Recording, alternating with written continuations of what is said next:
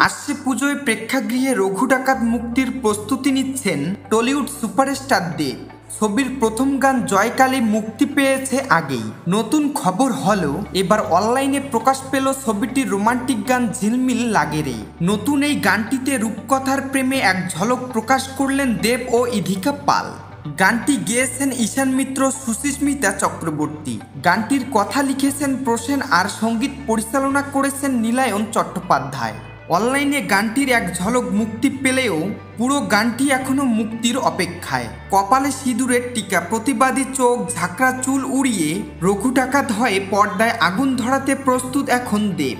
সম্প্রতি ছবিটির টিজার ও প্রথম গান অনলাইনে প্রকাশ পেয়েছে। রীতিমতো আবারও পর্দা কাঁপাতে যাচ্ছে এই অভিনেতা। এই ছবির জন্য নিজেকে পুরোপুরি ভেঙে নতুনভাবে গড়ে তুলেছেন দেব।